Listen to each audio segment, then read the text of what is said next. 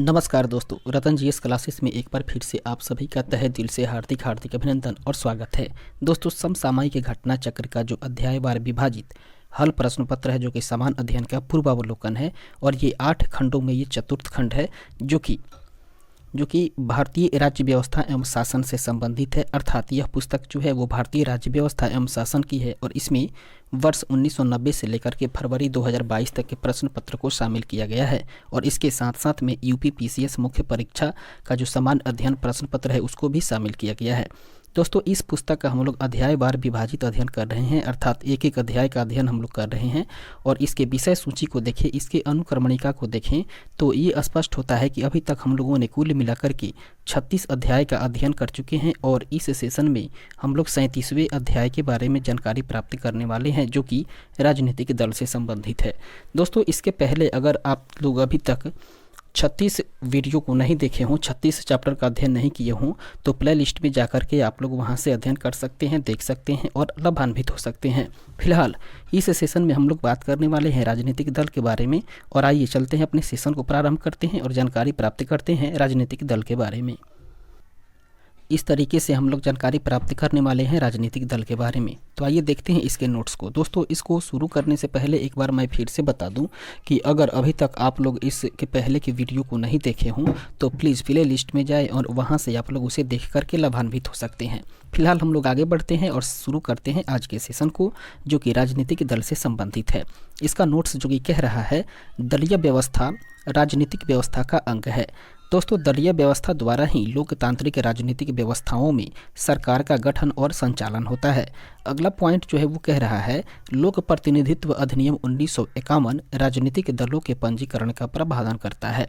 अर्थात लोक प्रतिनिधित्व अधिनियम जो 1951 है, उसी के तहत ही राजनीतिक दलों के पंजीकरण का प्रावधान है। इसके बाद में राजनीतिक दलों का पंजीकरण निर्वाचन आयोग करता है। दोस्तों, राजनीतिक दल का जो पंजीकरण है, अर्थात उसका रजिस्ट्रेशन है, वो निर्वाचन आयोग के द्वारा ही होता है। और 52वें संविधान संशोधन अधिनियम 1985 के द्वारा राजनीतिक दलों को प्रथम बार वर्ष 1985 ईस्वी में संवैधानिक मान्यता मिली। दोस्तों, यह अधिनियम जो है वो 1 मार्च 1985 ईस्वी से लागू हुआ था।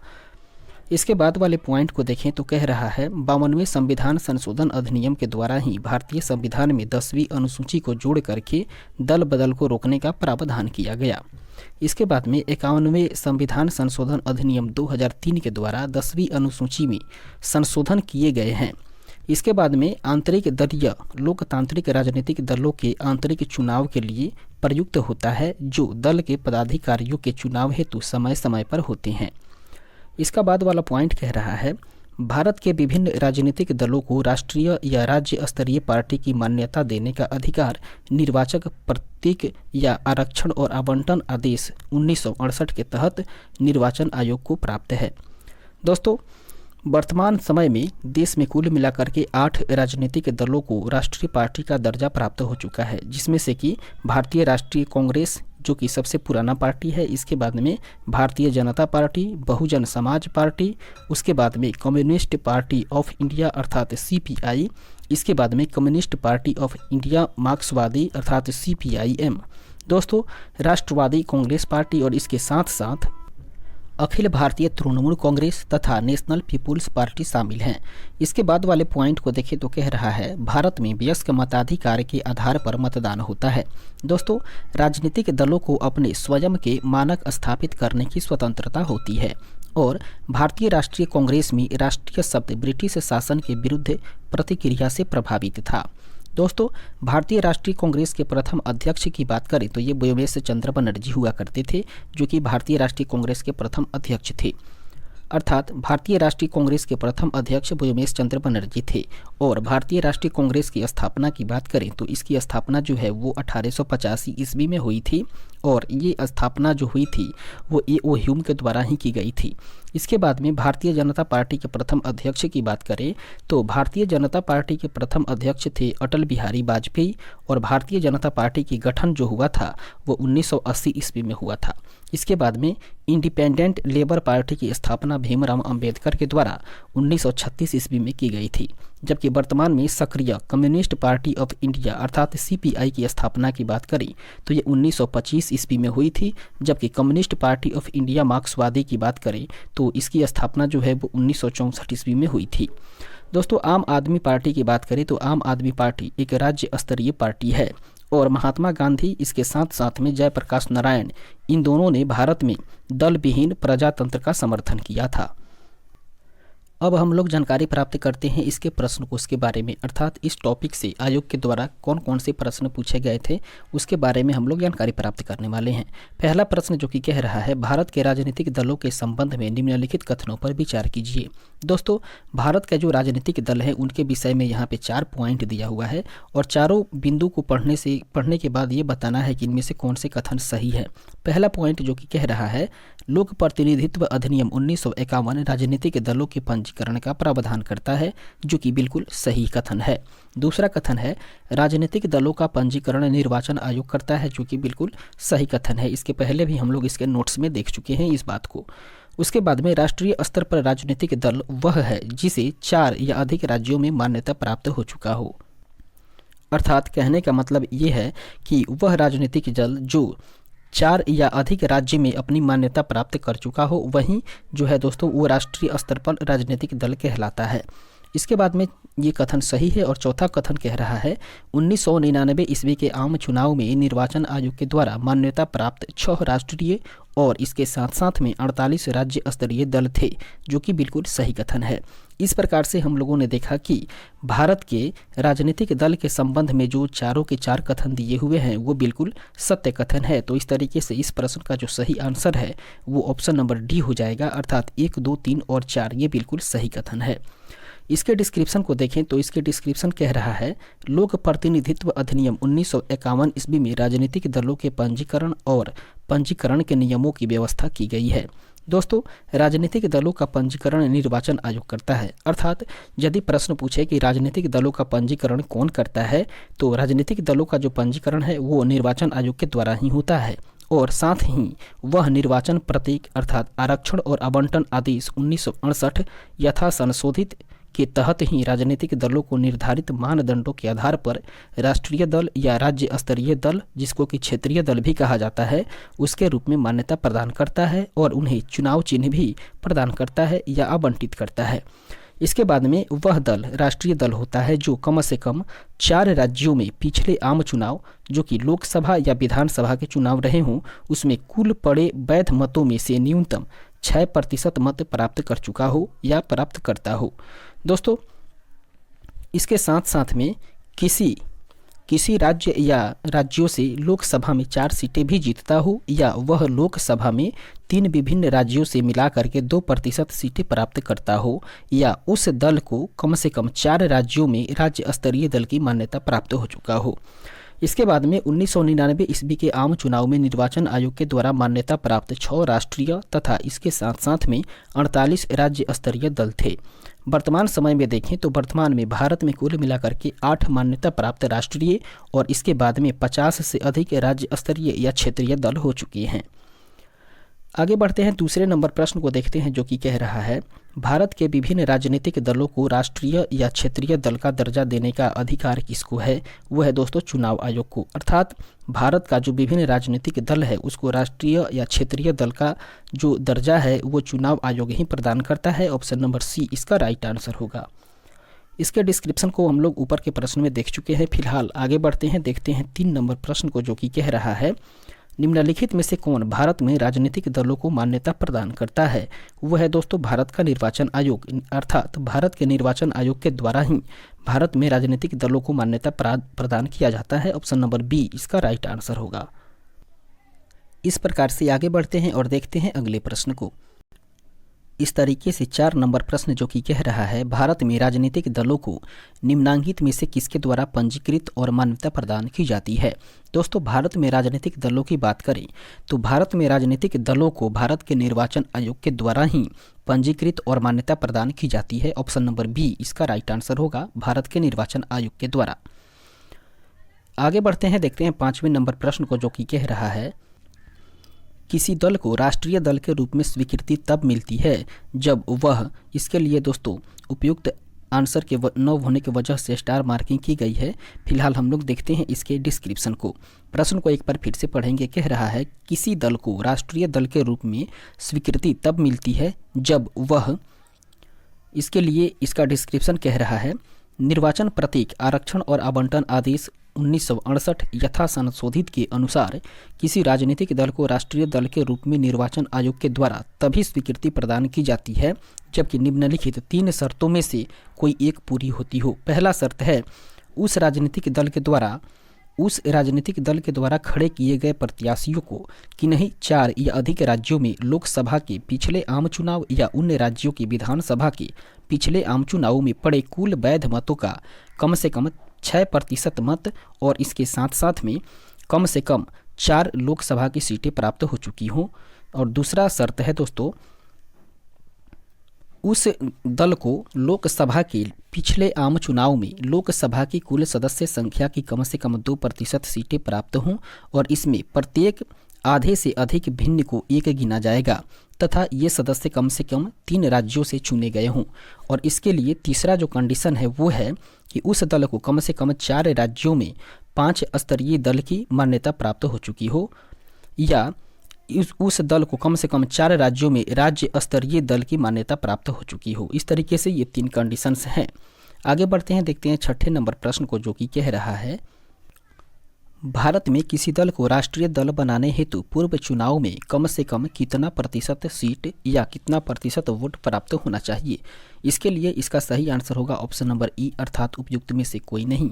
आगे बढ़ते हैं और इसके डिस्क्रिप्शन को हम लोग ऊपर के प्रश्न में देख चुके हैं, उसे एक बार फिर से आप लोग देख लेंगे इस प्रश्न के लिए। फिलहाल आगे बढ़ते हैं और देखते हैं अगले प्रश्न को। 7वां नंबर प्रश्न कह रहा है भारत में कोई भी राजनीतिक दल राष्ट्रीय दल के रूप में मान्यता प्राप्त कर सकता है यदि वह राज्य स्तर का दल है और कम से कम 4 राज्यों में ये राज्य स्तर का दल हो। ऑप्शन नंबर बी इसका राइट आंसर होगा। अर्थात कहने का मतलब ये है कि भारत में कोई भी राजनीतिक दल राष्ट्रीय दल के रूप में मान्यता प्राप्त कर सकता है यदि वह राज्य स्तर का दल कम से कम 4 राज्यों में हो। अर्थात 4 राज्यों में वो राज्य स्तर का दल रहा हो तभी वह जो है राजनीतिक दल के रूप में राष्ट्रीय दल के रूप में मान्यता प्राप्त कर सकता है।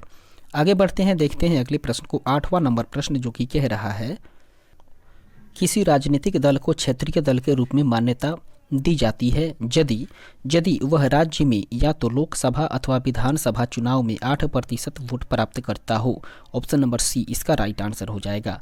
अर्थात वह राज्य में या तो लोकसभा अथवा विधानसभा चुनाव में 8% वोट अगर प्राप्त कर लेता है तो उस राजनीतिक दल को क्षेत्रीय दल के रूप में मान्यता दे दी जाती है। ऑप्शन नंबर सी इसका राइट आंसर होगा। इसके डिस्क्रिप्शन को देखें तो इसका डिस्क्रिप्शन कह रहा है निर्वाचन प्रतीक, आरक्षण और आवंटन आदेश 1968 यथा संशोधित के अनुसार किसी राजनीतिक दल को राज्य स्तरीय दल, यहाँ प्रश्न में क्षेत्रीय दल से तात्पर्य राज्य स्तरीय दल से ही है, उसकी मान्यता प्राप्त करने के लिए आवश्यक है कि उसे उस राज्य विशेष में हुए विधानसभा के पिछले आम चुनाव में पड़े कुल वैध मतों में से न्यूनतम 6% मत एवं न्यूनतम 2 सीटें प्राप्त हों। या दूसरा कंडीशन है कि लोकसभा के पिछले आम चुनाव में पड़े कुल वैध मतों में से न्यूनतम 6% मत एवं उस राज्य से न्यूनतम 1% लोकसभा सीट प्राप्त हो। या बात करें अगले कंडीशन के बारे में तो अगला कंडीशन है विधानसभा के पिछले आम चुनाव में राज्य विधानसभा की न्यूनतम 3% सीटें, इसमें प्रत्येक आधे से अधिक भिन्न को 1 गिना जाएगा अथवा न्यूनतम 3 सीटों में से जो ज़्यादा हो वो प्राप्त हो। और इसके बाद में अगला कंडीशन जो है वो भी है दोस्तों इसके ऑप्शंस के तौर पे कि यदि लोकसभा के पिछले आम चुनाव में उस राज्य से प्रत्येक 25 सदस्यों में से कम 1 सदस्य अथवा राज्य के लिए तदनुरूप निर्धारित संख्या का हिस्सा प्राप्त हो। या लोकसभा अथवा विधानसभा के पिछले आम चुनाव में राज्य में पड़े कुल वैध मतों में से न्यूनतम 8% मत प्राप्त हो। इस प्रकार से स्पष्ट है कि प्रश्न में दिए गए विकल्पों में से सही उत्तर जो है वो विकल्प सी होगा, लेकिन लोक सेवा आयोग उत्तर प्रदेश ने संशोधित उत्तर कुंजी में विकल्प बी को ही सही माना था, जो कि पूरी तरीके से गलत है। आगे बढ़ते हैं और देखते हैं अगले प्रश्न को। 9वां नंबर प्रश्न जो कि कह रहा है किसी पार्टी को एक राज्य के रूप में मान्यता तभी मिल सकती है, किसी पार्टी को एक राज्य पार्टी के रूप में मान्यता तभी मिल सकती है जब वह संबंधित राज्य के किसी आम विधानसभा चुनाव में पड़े कुल वैध मतों का 6% मत प्राप्त कर पाई हो। इस तरीके से ये कथन सही है। आगे बढ़ते हैं। और इसके साथ साथ में वह संबंधित राज्य के किसी आम सभा चुनाव में 2 सीटें जीत पाई हूँ। इस तरीके से ये 1 और 2 जो पॉइंट है वो बिल्कुल सही है। तो इस क्वेश्चन का सही आंसर हो जाएगा ऑप्शन नंबर सी, अर्थात केवल 1 और 2 पॉइंट जो है वो बिल्कुल सत्य है। आगे बढ़ते हैं और देखते हैं अगले प्रश्न को। इसके डिस्क्रिप्शन को हम लोग ऊपर के प्रश्न में ही देख चुके हैं। और 10 नंबर का प्रश्न कह रहा है, भारतीय राष्ट्रीय कांग्रेस में राष्ट्रीय शब्द प्रभावित था। दोस्तों, भारतीय राष्ट्रीय कांग्रेस में राष्ट्रीय शब्द की बात करें तो ये ब्रिटिश शासन के विरुद्ध प्रक्रिया या प्रतिक्रिया से प्रभावित था। ऑप्शन नंबर बी इसका राइट आंसर होगा। फिलहाल आगे बढ़ते हैं और देखते हैं इसके डिस्क्रिप्शन को, जो कि कह रहा है भारतीय राष्ट्रीय कांग्रेस में राष्ट्रीय शब्द ब्रिटिश शासन के विरुद्ध प्रतिक्रिया से प्रभावित था। आगे बढ़ते हैं। 11 नंबर प्रश्न कह रहा है, निम्नलिखित में से 1999 ईस्वी में किसके विघटन से राष्ट्रीयतावादी कांग्रेस पार्टी का गठन हुआ था। दोस्तों, वो कांग्रेस पार्टी के विघटन से ही, अर्थात 1999 ईस्वी में कांग्रेस पार्टी के विघटन से ही राष्ट्रीयतावादी कांग्रेस पार्टी का गठन हुआ था। ऑप्शन नंबर बी इसका राइट आंसर होगा। इसके डिस्क्रिप्शन को देखें तो कह रहा है, वर्ष 1999 ईस्वी में कांग्रेस पार्टी से शरद पवार, P.A. संगमा तथा तारिक अनवर ने सोनिया गांधी के विदेशी मूल होने के कारण अलग होकर के राष्ट्रीयतावादी कांग्रेस पार्टी अर्थात NCP का गठन किया था। और इसके वर्तमान अध्यक्ष जो हैं वो शरद पवार जी हैं। आगे बढ़ते हैं, देखते हैं अगले प्रश्न को। 12वें नंबर प्रश्न को देखें, जो कि कह रहा है, निम्नलिखित में से कौन सा या कौन से राजनीतिक दल राष्ट्रीय राजनीतिक दल हैं। दोस्तों, बात करें तो मुस्लिम लीग जो कि नहीं है, उसके बाद में अगला है रिवोल्यूशनरी सोशलिस्ट पार्टी जो कि नहीं है, अर्थात मुस्लिम लीग जो है वो राजनीतिक दल राष्ट्रीय राजनीतिक दल नहीं है। और इसके साथ साथ में रिवोल्यूशनरी सोशलिस्ट पार्टी जो है वो भी राष्ट्रीय राजनीतिक दल नहीं है।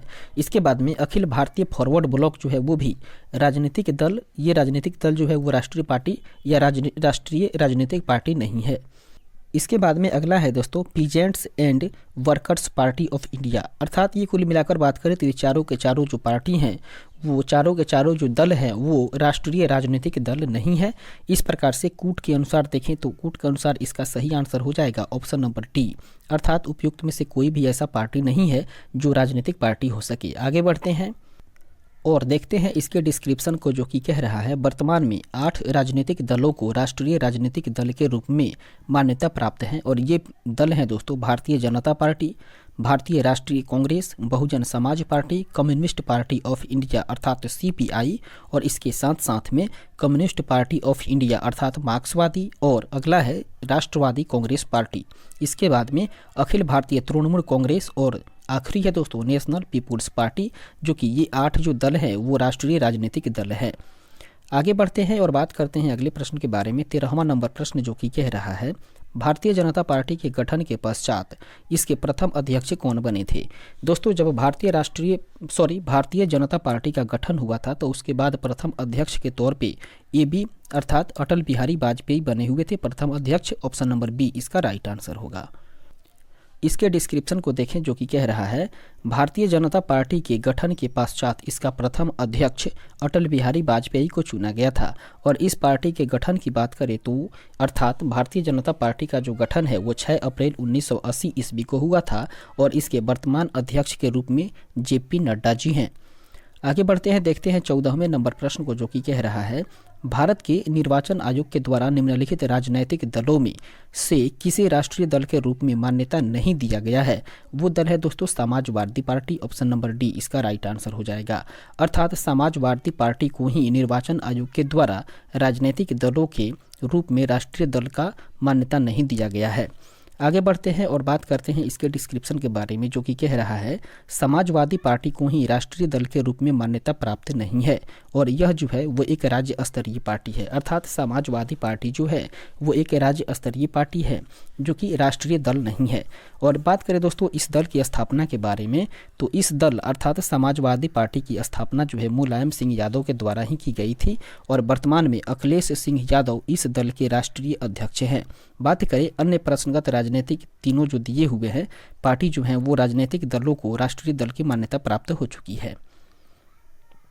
15 नंबर प्रश्न जो कि कह रहा है निम्नलिखित में से कौन सा क्षेत्रीय राजनीतिक दल है। दोस्तों क्षेत्रीय राजनीतिक दल की बात करें तो ऑप्शंस के अनुसार अकाली दल जो है वो क्षेत्रीय राजनीतिक दल है। ऑप्शन नंबर डी इसका राइट आंसर होगा, अकाली दल। इसके डिस्क्रिप्शन को देखें तो कह रहा है कांग्रेस, भाजपा एवं सीपीआई राष्ट्रीय दल है, जबकि अकाली दल की बात करें तो अकाली दल अर्थात शिरोमणि अकाली दल को पंजाब राज्य में राज्य स्तरीय अर्थात क्षेत्रीय राजनीतिक दल के रूप में मान्यता प्राप्त है। और इस दल की स्थापना अर्थात अकाली दल की स्थापना की बात करें तो ये 14 दिसंबर 1920 ईस्वी को हुई थी और वर्तमान समय में इसके अध्यक्ष जो हैं वो सुखबीर सिंह बादल जी हैं। आगे बढ़ते हैं, देखते हैं अगले प्रश्न को। 16वें नंबर प्रश्न जो कि कह रहा है निम्नलिखित में से कौन एक दल राष्ट्रीय राजनीतिक दल नहीं है। वह है दोस्तों तेलुगु देशम पार्टी, जो कि एक राष्ट्रीय राजनीतिक दल नहीं है। ऑप्शन नंबर सी इसका राइट आंसर होगा। इसके डिस्क्रिप्शन को देखें जो कि कह रहा है तेलुगु देशम पार्टी अर्थात तेलुगु देशम पार्टी टीडीपी को आंध्र प्रदेश में राज्य स्तरीय राजनीतिक दल के रूप में मान्यता प्राप्त है तथा यह राष्ट्रीय राजनीतिक दल नहीं है। बात करें इसकी स्थापना की अर्थात तेलुगु देशम पार्टी की स्थापना जो है वो मार्च 1982 ईस्वी में एन.टी. रम्मा राव के द्वारा ही की गई थी और इसके वर्तमान समय में अध्यक्ष हैं एन. चंद्रबाबू नायडू। दोस्तों अन्य तीनों जो प्रश्नगत दल है वो राष्ट्रीय राजनीतिक दल हैं। आगे बढ़ते हैं। 17 नंबर प्रश्न कह रहा है आम आदमी पार्टी है। दोस्तों आम आदमी पार्टी का संदर्भ में देखें तो ऑप्शन नंबर ई सही हो रहा है अर्थात उपयुक्त में से एक से अधिक। इसके डिस्क्रिप्शन को देखें जो कि कह रहा है आम आदमी पार्टी एक पंजीकृत राज्य स्तरीय पार्टी है और इसे दिल्ली और पंजाब में राज्य स्तरीय दल का दर्जा भी प्राप्त हो चुका है। चूंकि सभी राजनीतिक पार्टियों का पंजीकरण होता है, इस प्रकार से यह भी एक पंजीकृत पार्टी भी है। इस प्रकार से इसका सही उत्तर विकल्प ई हो जाएगा। आगे बढ़ते हैं, देखते हैं 18वें नंबर प्रश्न को। इंडिपेंडेंट लेबर पार्टी का संस्थापक कौन था। दोस्तों 18वां नंबर प्रश्न कह रहा है इंडिपेंडेंट लेबर पार्टी की संस्थापक कौन थे। तो वे थे दोस्तों भीमराव अंबेडकर अर्थात भीमराव अंबेडकर के द्वारा ही इंडिपेंडेंट लेबर पार्टी की स्थापना की गई थी। ऑप्शन नंबर बी इसका राइट आंसर होगा और इसकी स्थापना जो है वो सन 1936 ईस्वी में ही की गई थी। इस तरीके से आगे बढ़ते हैं और देखते हैं अगले प्रश्न को। 19 नंबर प्रश्न जो कि कह रहा है निम्नलिखित में से किन दलों की स्थापना डॉक्टर भीमराव अंबेडकर ने की थी। दोस्तों भीमराव अंबेडकर के द्वारा जिस दल की स्थापना की गई थी वो दल था दोस्तों all India scheduled castes federation और उसके बाद में इंडिपेंडेंट लेबर पार्टी अर्थात 2 और 3 सही हो रहे हैं। तो इसका राइट आंसर होगा ऑप्शन नंबर बी, केवल 2 और 3 सही हो जाएंगे। इसके बाद हम लोग आगे बढ़ते हैं और देखते हैं इसके डिस्क्रिप्शन को जो कि कह रहा है डॉक्टर भीमराव अंबेडकर ने समता सैनिक दल, इंडिपेंडेंट लेबर पार्टी एवं शेड्यूल्ड कास्ट फेडरेशन की स्थापना की थी। इसके बाद में दोस्तों peasants and workers party of India अर्थात भारतीय शेतकरी कामगार कक्ष की स्थापना महाराष्ट्र में 1947 ईस्वी में की गई थी और यह एक मार्क्सवादी राजनीतिक पार्टी थी, जबकि वर्कर्स एंड पीजेंट्स पार्टी की स्थापना बंगाल में 1 नवंबर 1925 ईस्वी को की गई थी। दोस्तों काजी नजरुल इस्लाम, उसके बाद में हेमंत सरकार और कुतुबुद्दीन अहमद और इनके साथ साथ में शमसुद्दीन हुसैन इसके संस्थापक सदस्य थे और इस पार्टी ने 1925 ईस्वी से लेकर के 1929 ईस्वी के दौरान भारतीय राष्ट्रीय कांग्रेस के अंतर्गत कार्य भी किया था। आगे बढ़ते हैं, देखते हैं अगले प्रश्न को। 20वें नंबर प्रश्न को देखें जो कि कह रहा है सूची 1 को सूची 2 से सुमेलित कीजिए और सूचियों के नीचे दिए गए कूट से सही उत्तर का चयन करिए। दोस्तों एक तरफ सूची 1 में राजनीतिक दल दिया हुआ है और दूसरी तरफ सूची 2 में उस राजनीतिक दल के गठन का वर्ष दिया गया है। इस तरीके से सबसे पहले हम लोग बात करते हैं सीपीआई राजनीतिक दल के गठन की बात करें तो इसका गठन हुआ था 1920 ईस्वी में अर्थात ए का मिलान हो जाएगा 2 से। जबकि सीपीएम की बात करें तो सीपीएम पार्टी का गठन हुआ था दोस्तों 1964 ईस्वी अर्थात बी का मिलान हो जाएगा 3 से। जबकि एआईएडीएम ये की पार्टी का जो स्थापना हुआ था, इस पार्टी का गठन हुआ था दोस्तों 1972 ईस्वी में अर्थात सी का मिलान हो जाएगा 1 से। और तेलुगु देशम पार्टी जो है इसकी गठन हुई थी 1982 ईस्वी अर्थात डी का मिलान हो जाएगा 4 से। इस तरीके से इस सही मिलान के द्वारा कूट को देखें तो कूट के अनुसार इसका सही आंसर होगा ऑप्शन नंबर ए इसका राइट आंसर हो जाएगा। इसके डिस्क्रिप्शन को देखें तो इसका डिस्क्रिप्शन जो है वो कह रहा है सही सुमेलन इस प्रकार से है।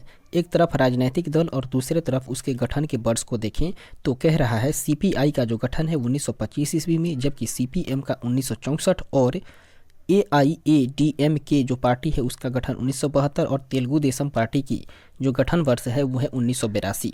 और स्टार मार्किंग में नोट कह रहा है MN राय, उसके बाद में अमनी मुखर्जी आदि ने 1920 ईस्वी में ताशकंद में कम्युनिस्ट पार्टी ऑफ इंडिया की स्थापना की थी। जबकि भारत में बात करें तो कम्युनिस्ट पार्टी ऑफ इंडिया जो कि वर्तमान में CPI है उसकी स्थापना 1925 ईस्वी में कानपुर में हुए साम्यवादी नेताओं के सम्मेलन में ही सिंगारवेलु चेट्टियार, उसके बाद में SV घाटे, उसके बाद में मुजफ्फर अहमद आदि के नेतृत्व में की गई थी। इस प्रकार से वर्तमान में भारत में राजनीतिक रूप से सक्रिय CPI जिसे कि राष्ट्रीय राजनीतिक दल का दर्जा प्राप्त है उसकी स्थापना 1925 ईस्वी है। तथापि प्रश्नगत वर्षों के संदर्भ में विकल्प ए जो है उसका प्रश्न का सही उत्तर माना जा सकता है। आगे बढ़ते हैं और देखते हैं अगले प्रश्न को। 21 नंबर प्रश्न जो कि कह रहा है भारतीय साम्यवादी दल का विभाजन दो दलों CPI और CPIM में किस वर्ष में हुआ था। दोस्तों इसका जो विभाजन है वो 1964 ईस्वी में हुआ था। ऑप्शन नंबर बी इसका राइट आंसर हो जाएगा।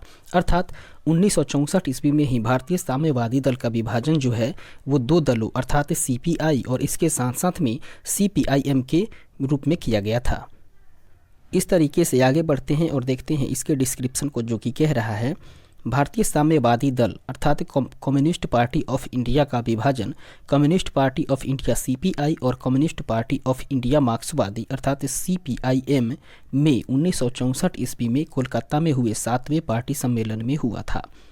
आगे बढ़ते हैं, देखते हैं 22वें नंबर प्रश्न को जो कि कह रहा है निम्नलिखित में से कौन से दल संयुक्त मोर्चा का जो कि 1996-97 ईस्वी के दौरान सत्ता में था वो भंग नहीं थे। दोस्तों वो था बहुजन समाज पार्टी, इसके बाद में समता पार्टी और इसके साथ साथ में हरियाणा विकास पार्टी अर्थात ऑप्शन नंबर बी इसका राइट आंसर हो जाएगा 1, 2 और 3। आगे बढ़ते हैं और देखते हैं इसके डिस्क्रिप्शन को जो कि कह रहा है बहुजन समाज पार्टी, समता पार्टी एवं हरियाणा विकास पार्टी 1996-97 के दौरान संयुक्त मोर्चा सरकार के अंग नहीं थे। आगे बढ़ते हैं, देखते हैं अगले प्रश्न को। 23 नंबर प्रश्न जो कि कह रहा है नीचे किसी राजनीतिक दल के द्वारा लोकसभा के लगातार 3 निर्वाचन में प्राप्त मतों की प्रतिशत दी हुई है। एक तरफ दोस्तों वर्ष है और दूसरी तरफ नीचे दिया हुआ है मतों का प्रतिशत। अर्थात वर्ष 1984 ईस्वी में बात करें तो मतों का प्रतिशत 7.4% रहा था, जबकि 1989 में 11.4% और 1991 में दोस्तों हुआ था 22.4%। एक बार फिर से देखेंगे, नीचे जो सारणी दिया हुआ है ये राजनीतिक दल के द्वारा लोकसभा में लगातार 3 निर्वाचन में प्राप्त मतों का प्रतिशत दिया हुआ है, जिसमें कि 1984 ईस्वी की बात करें तो उसमें 7.4% मत प्राप्त था और 1989 ईस्वी में 11.4% मत प्राप्त था, जबकि 1991 ईस्वी में 22.4% मत प्राप्त था। और इस आंकड़े के अनुसार बताना है कि जिस दल ने मतों की उपयुक्त प्रतिशतता प्राप्त की है वह दल कौन सा था।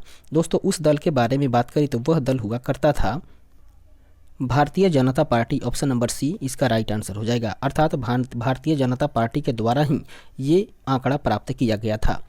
इसके बाद हम लोग आगे बढ़ते हैं और देखते हैं इसके डिस्क्रिप्शन को जो कि कह रहा है प्रश्नगत आरोही क्रम में या प्रश्नगत आरोही क्रम का यह मत प्रतिशत दिए गए निर्वाचनों में भारतीय जनता पार्टी को प्राप्त मत प्रतिशत के लगभग समकक्ष हैं। आगे बढ़ते हैं, देखते हैं 24वें नंबर प्रश्न को जो कि कह रहा है नीचे कुछ राजनीतिक दल तथा 13वीं लोकसभा के निर्वाचन में उनके द्वारा जीते गए स्थानों की सूची दी गई है, उनमें से कौन सुमेलित नहीं है। दोस्तों इसमें सही सुमेलन की बात करें तो ये TDP 30 जो है वो सही सुमेलन नहीं है, बाकी के सभी जो सुमेलन है वो बिल्कुल सही है। ऑप्शन नंबर बी इसका राइट आंसर हो जाएगा TDP 30।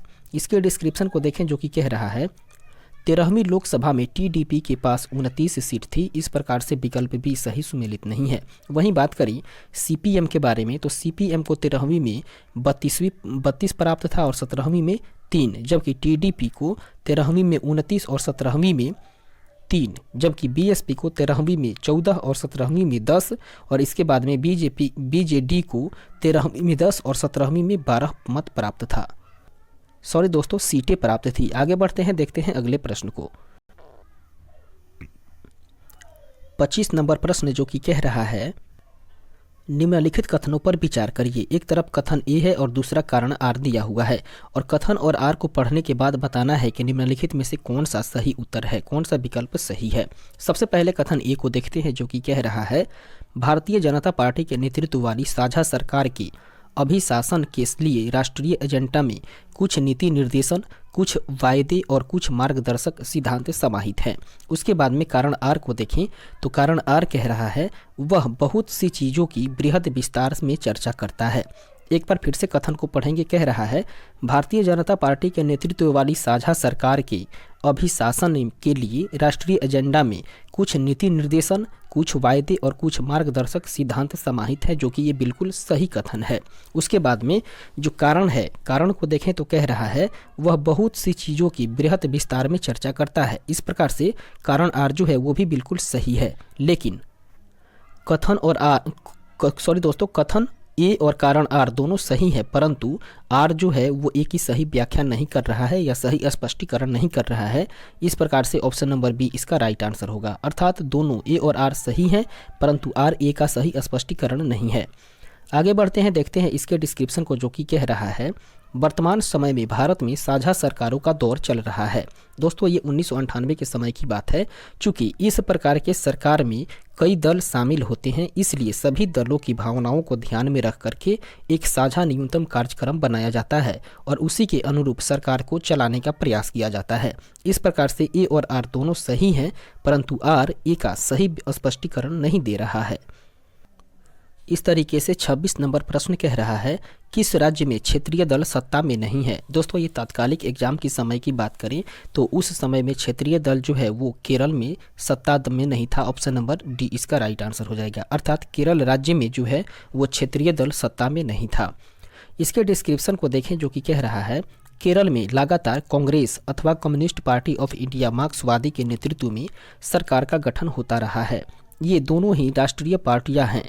तमिलनाडु और आंध्र प्रदेश में सामान्यतः क्षेत्रीय दल ही सत्ता में रहे हैं।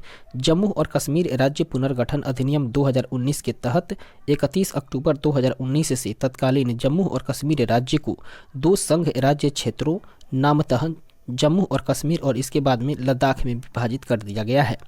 आगे बढ़ते हैं, देखते हैं 27वें नंबर प्रश्न को जो कि कह रहा है नीचे 2 वक्तव्य दिए गए हैं जिनमें से एक को कथन ए और दूसरे को कारण आर कहा गया है और दोनों कथनों और कारण को पढ़ने के बाद सही उत्तर का चयन करना है।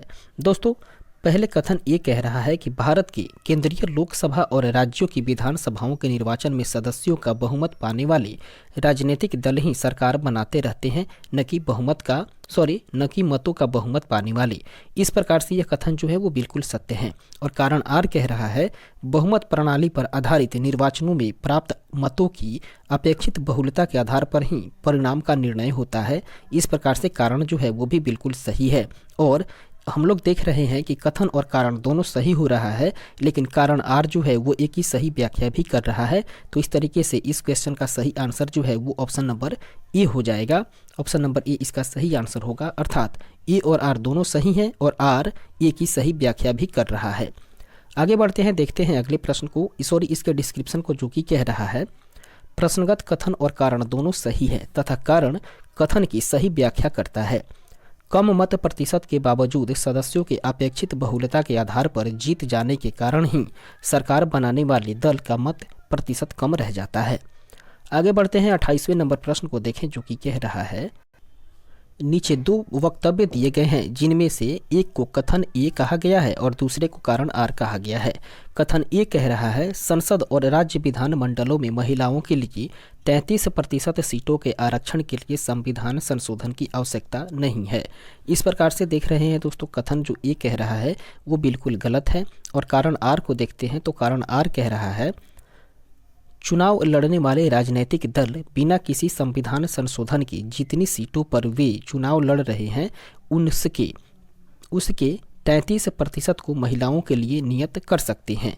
दोस्तों जो कारण आर है वो बिल्कुल सही है। हम लोगों ने देखा कथन ए गलत हो रहा है और कारण आर जो है वो सही हो रहा है।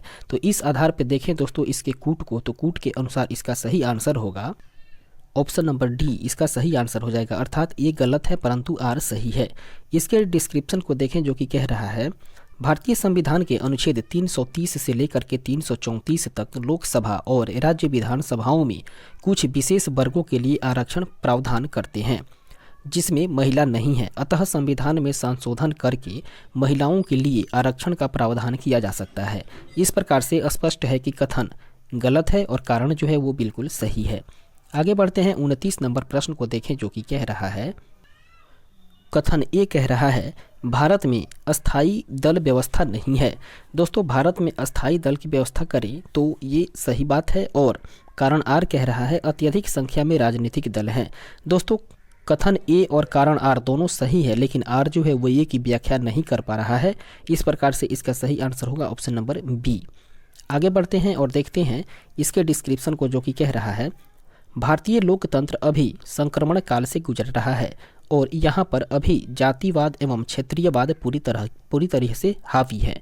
अतः विभिन्न स्वार्थों की पूर्ति के लिए विभिन्न राजनीतिक दलों का गठन क्षेत्रीय नेताओं के द्वारा कर लिया जाता है, किंतु मात्र यही कारण नहीं है जिसकी वजह से भारत में अस्थायी दल व्यवस्था का विकास नहीं हो पाया है।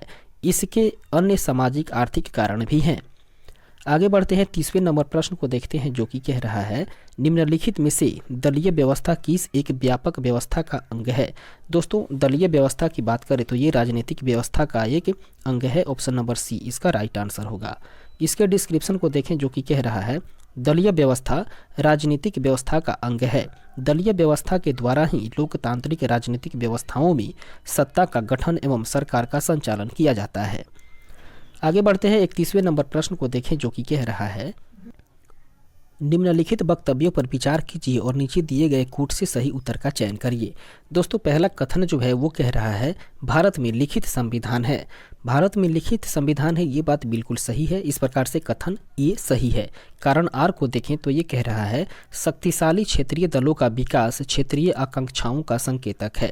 इस प्रकार से कारण आर जो है वो भी बिल्कुल सही है, लेकिन कथन ए और कारण आर दोनों सही है, परंतु आर जो है वो ये का सही स्पष्टीकरण नहीं कर पा रहा है। तो इस आधार पर विकल्प के अनुसार इसका सही आंसर हो जाएगा ऑप्शन नंबर बी, अर्थात ए और आर दोनों सही हैं, परंतु आर ए का सही स्पष्टीकरण नहीं है।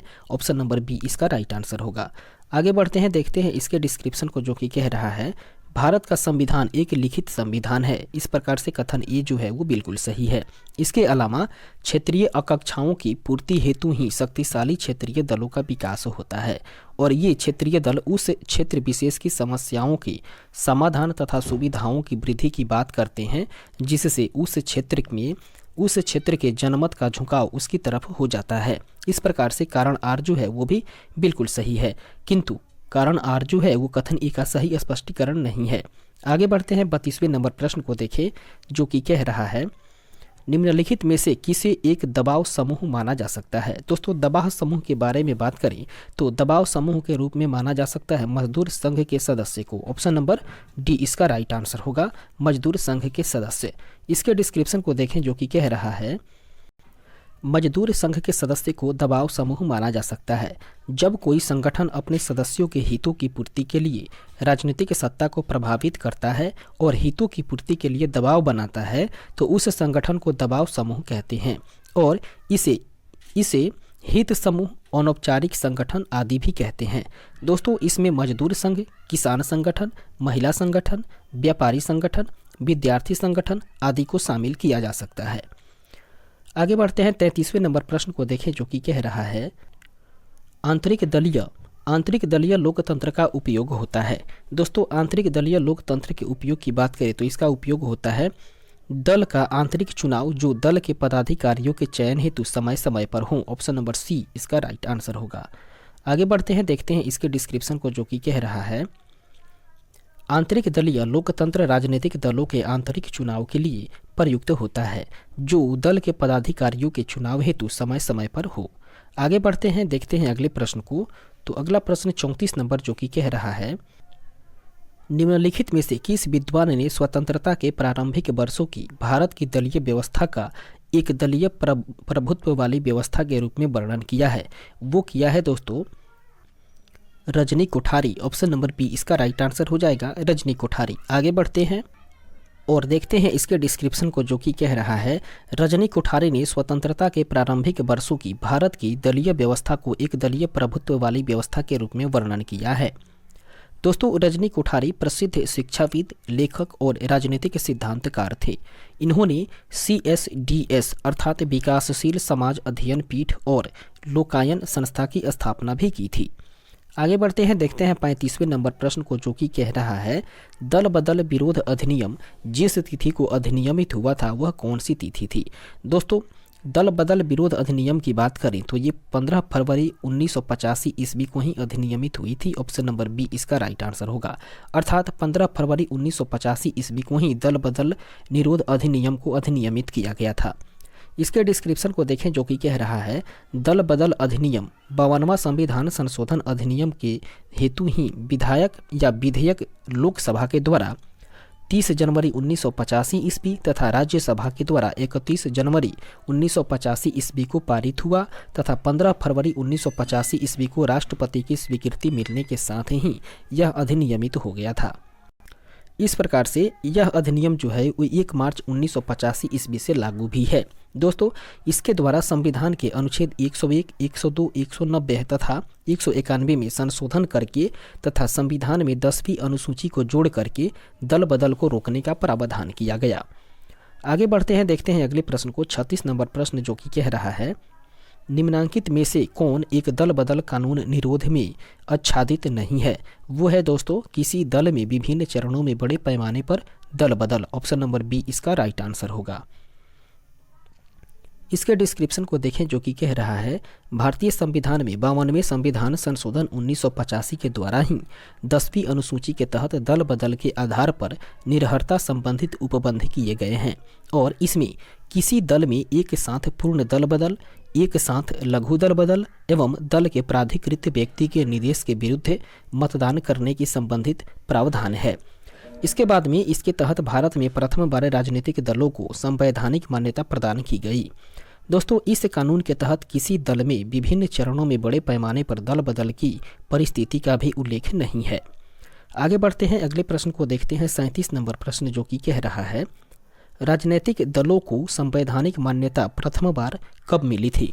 दोस्तों, राजनीतिक दलों को संवैधानिक मान्यता की बात करें तो ये प्रथम बार 1985 ईस्वी में ही प्रदान की गई थी। ऑप्शन नंबर सी इसका राइट आंसर होगा, 1985। आगे बढ़ते हैं, नेक्स्ट क्वेश्चन को देखते हैं। इस प्रकार से 38 नंबर प्रश्न कह रहा है भारत में एक राजनीतिक दल का विलय दूसरे राजनीतिक दल में निम्नांकित में से किस स्थिति में मान्य होता है। दोस्तों, वो होता है कि जब विधान दल में कम से कम 2/3 सदस्य ऐसे विलय के लिए सहमत हो गए हों, तभी ही राजनीतिक दल का विलय दूसरे राजनीतिक दल में हो जाता है।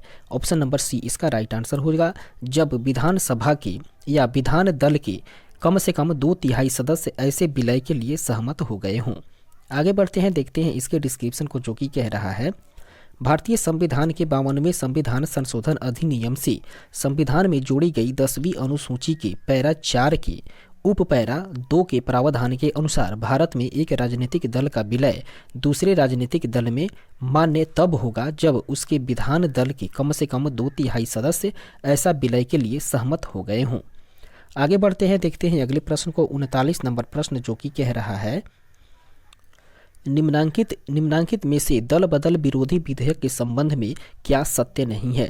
दोस्तों, दल बदल विरोधी विधेयक के संबंध में जो कथन सत्य नहीं है उसको देखें तो इसका सही आंसर हो जाएगा दोस्तों ऑप्शन नंबर डी, अर्थात लोकसभा के सभापति को अनर्ह नहीं ठहराया जाएगा यदि वह बाद में किसी अन्य राजनीतिक दल का सदस्य बन जाता है। इस प्रकार से सही आंसर होगा ऑप्शन नंबर डी।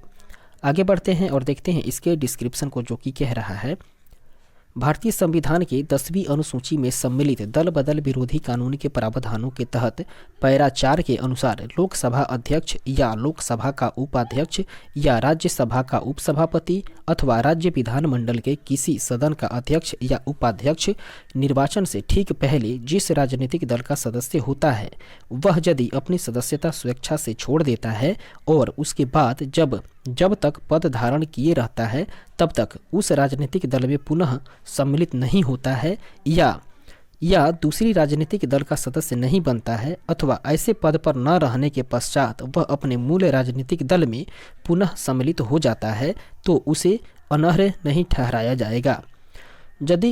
परंतु यदि वह किसी अन्य राजनीतिक दल का सदस्य बन जाता है तो उसे अनर्ह ठहराया जा सकता है। इस प्रकार से विकल्प डी जो है वो बिल्कुल सही है। विकल्प डी जो है वो सत्य नहीं है, तो इसका सही आंसर होगा विकल्प डी। आगे बढ़ते हैं। 40 नंबर प्रश्न कह रहा है, राज्य की विधायिका या संसद का एक सदस्य निर्वाचन के बाद भारतवर्ष में दल बदल के आधार पर होने वाली निर्भरता का अपवाद निम्नांकित में से किस स्थिति में माना जाएगा। दोस्तों, राज्य की विधायिका या संसद का एक सदस्य निर्वाचन के बाद भारतवर्ष में दल बदल के आधार पर होने वाली निर्भरता का अपवाद जो है वो उसी शर्त में माना जाएगा यदि बात करें दोस्तों, यदि वह राज्य की विधायिका या संसद के किसी सदन का अध्यक्ष या उपाध्यक्ष निर्वाचित हो जाने पर वह स्वेच्छा से मूल राजनीतिक दल के सदस्य को छोड़ देता है और उसके बाद में यदि ऐसा पद पर न रह जाने के पश्चात वह राजनीतिक दल में पुनः सम्मिलित हो जाता है। इस प्रकार से ए और बी दोनों सही होंगे, तो इसका राइट आंसर होगा ऑप्शन नंबर सी, अर्थात उपयुक्त में से दोनों। आगे बढ़ते हैं और देखते हैं अगले प्रश्न को।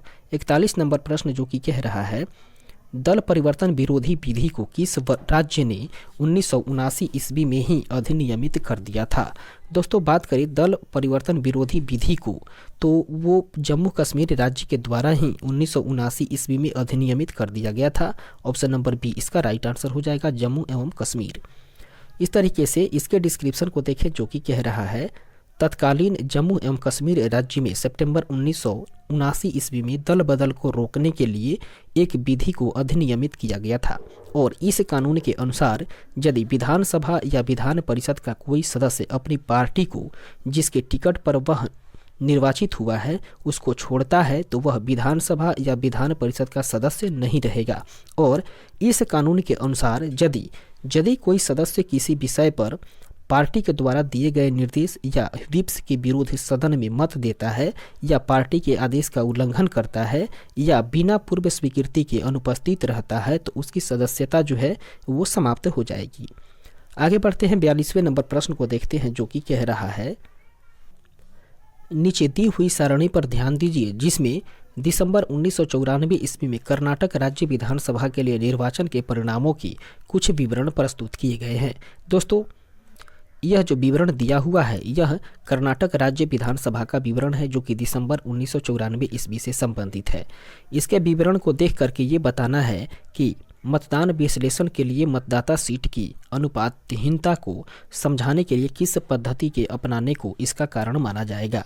सबसे पहले हम लोग इस सारणी को देखते हैं। एक तरफ है राजनीतिक दल, दूसरी तरफ जनता से प्राप्त मतों का प्रतिशत और तीसरे तरफ प्राप्त सीटों की संख्या। दोस्तों, जनता दल को कुल मिलाकर के 36% मत प्राप्त हुए थे और कुल मिलाकर के 116 सीट प्राप्त हुए थे, जबकि कांग्रेस को 31% मत प्राप्त था और 35 सीट प्राप्त थी।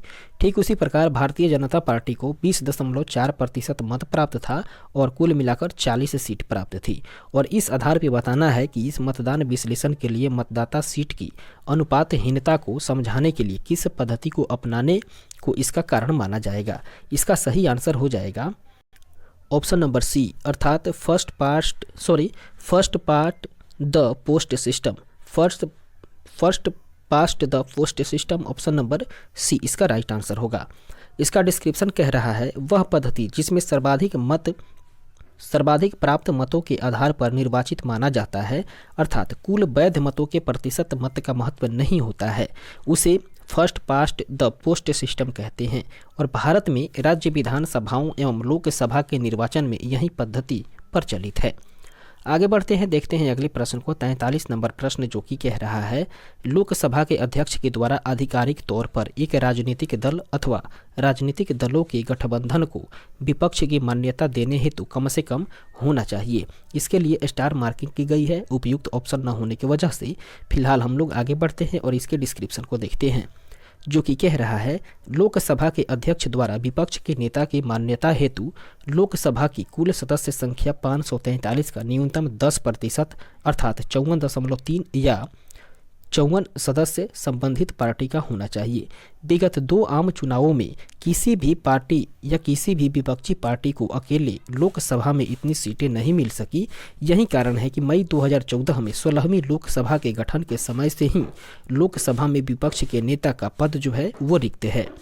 आगे बढ़ते हैं, देखते हैं अगले प्रश्न को। 44वां नंबर प्रश्न जो कि कह रहा है, किस राज्य में साम्यवादी दलों ने संयुक्त रूप से भूपोर्तम आंदोलन चलाया था? वो राज्य है दोस्तों Andhra Pradesh. Option number A इसका राइट आंसर हो जाएगा। अर्थात आंध्र प्रदेश राज्य में साम्यवादी दलों ने संयुक्त रूप से भूपोर्तम आंदोलन को चलाया था। आगे बढ़ते हैं और देखते हैं इसके डिस्क्रिप्शन को जो कि कह रहा है, आंध्र प्रदेश राज्य में साम्यवादी दलों ने संयुक्त रूप से भूपोर्तम आंदोलन चलाया। साम्यवादी दलों का आरोप था कि कांग्रेस ने सरकार में आने पर गरीबों को भूमि तथा घर दोनों का अपना वादा नहीं निभाया। उसके बाद में साम्यवादी दलों ने भूमि के लिए अपने इस संघर्ष को भूपोर्तम का नाम दे दिया था। आगे बढ़ते हैं, देखते हैं अगले प्रश्न को। 45वें नंबर प्रश्न जो कि कह रहा है, निम्नलिखित में से कौन सा वर्ग भारत में कम्युनिस्ट पार्टी के सामाजिक आधार में सम्मिलित नहीं है? दोस्तों वो वर्ग है व्यापारी वर्ग। अर्थात व्यापारी वर्ग जो है वो भारत में कम्युनिस्ट पार्टी के सामाजिक आधार में सम्मिलित नहीं है। ऑप्शन नंबर बी इसका राइट आंसर होगा। इसके डिस्क्रिप्शन को देखें जो कि कह रहा है, व्यापारी वर्ग भारत में कम्युनिस्ट पार्टी के सामाजिक आधार में सम्मिलित नहीं है। दोस्तों कम्युनिस्ट पार्टी पूंजीवादी का विरोध करती है। अर्थात कम्युनिस्ट पार्टी जो है वो पूंजीवाद का विरोध करती है, जबकि व्यापारी वर्ग कहीं न कहीं पूंजीवाद का समर्थक है। इस प्रकार से यह वर्ग जो है वो इस पार्टी का सामाजिक आधार नहीं बनाता है। आगे बढ़ते हैं और 46 नंबर प्रश्न को देखते हैं जो कि कह रहा है, कामराज योजना का उद्देश्य था। दोस्तों कामराज योजना के उद्देश्य की बात करें तो कामराज योजना का उद्देश्य था भारतीय राष्ट्रीय कांग्रेस को जीवंत बनाना। ऑप्शन नंबर सी इसका राइट आंसर हो जाएगा, भारतीय राष्ट्रीय कांग्रेस को जीवंत बनाना। आगे बढ़ते हैं, देखते हैं इसके डिस्क्रिप्शन को जो कि कह रहा है, वर्ष 1963 ईस्वी में कामराज योजना कांग्रेस के तत्कालीन अध्यक्ष के कामराज के द्वारा तैयार की गई थी और यह योजना जो है वो भारतीय राष्ट्रीय कांग्रेस को जीवंत बनाने एवं राष्ट्रीय विकास के योगदान में वृद्धि हेतु ही तैयार की गई थी। आगे बढ़ते हैं, देखते हैं 47वें नंबर प्रश्न को और आज के सेशन के आखिरी प्रश्न को जो कि कह रहा है, चुनावी बॉन्ड योजना 2018 के बारे में निम्नलिखित कथनों पर विचार करें। दोस्तों चुनावी बॉन्ड योजना 2018 के बारे में बात करें तो पहला कथन कह रहा है, राजनीतिक दलों को मिलने वाले चंदे की प्रक्रिया को पारदर्शी बनाना इस योजना का उद्देश्य है, जो कि बिल्कुल सही बात है। इसके बाद में कथन ए सही हो रहा है। हम लोग देखते हैं कथन बी को। कथन बी अर्थात पॉइंट बी कह रहा है, चुनाव आयोग द्वारा मान्यता प्राप्त केवल वही राजनीतिक दल चुनावी बॉन्ड प्राप्त कर सकेंगे जिन्होंने पिछले लोकसभा या राज्य की विधानसभा के चुनावों में न्यूनतम 2% मत प्राप्त किए हों। दोस्तों ये कोई जरूरी नहीं है। इस प्रकार से कथन बी जो है वो बिल्कुल गलत है। आगे बढ़ते हैं, पॉइंट सी को देखते हैं। पॉइंट सी जो है वो कह रहा है, चुनावी बॉन्ड जारी होने की तिथि से 15 कैलेंडर दिवस तक वैध रहेंगे।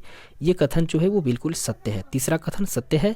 और चौथे कथन को देखें, चौथा अर्थात डी कथन कह रहा है, पॉइंट डी, पात्र राजनीतिक दल द्वारा अपने खाते में जमा कराए गए चुनावी बॉन्ड का भुगतान उसी दिन किया जाएगा। इस प्रकार से पॉइंट डी भी बिल्कुल सही है। हम लोगों ने देखा कि पॉइंट ए, सी और डी सही हो रहे हैं, तो इस तरीके से इस प्रश्न का जो सही उत्तर है वो विकल्प डी हो जाएगा। अर्थात केवल ए, सी और डी पॉइंट सही हो रहे हैं। आगे बढ़ते हैं और देखते हैं इसके डिस्क्रिप्शन को और आज के सेशन के आखिरी प्रश्न के डिस्कशन को, जो कि कह रहा है, 2 जनवरी 2018 ईस्वी को केंद्र सरकार ने चुनावी बॉन्ड योजना की अधिसूचना जारी की थी। वित्त मंत्री ने वर्ष 2017-18 के बजट भाषण में देश में राजनीतिक दलों को मिलने वाली फंडिंग को पारदर्शी बनाने के लिए चुनावी बॉन्ड जारी करने की घोषणा की थी और इस योजना के तहत चुनावी बॉन्ड के माध्यम से निर्वाचन आयोग के पास पंजीकृत केवल वही राजनीतिक दल ही चंदा ले सकेंगे जिन्होंने पिछले लोकसभा या विधानसभा चुनाव में कम से कम 1% मत प्राप्त किए हैं। दोस्तों चुनावी बॉन्ड जारी होने के 15 दिनों के बाद तक वैध रहेंगे। इसके बाद में राजनीतिक दल चुनावी बॉन्ड को अपने खाते में जमा करके उसी दिन भुगतान प्राप्त कर सकेंगे जिनकी सूचना निर्वाचन आयोग को दे देनी होगी या जिसकी सूचना निर्वाचन आयोग को देनी होगी। इसके बाद दोस्तों इस प्रश्न के साथ ही हम लोग आज के सेशन को यहीं पे स्थगित करेंगे, पूर्ण विराम लगाएंगे आज के सेशन में और फिर हम लोग मिलेंगे अगले दिन अगले सेशन में अगले वीडियो में एक नए वीडियो के साथ। तब तक के लिए धन्यवाद।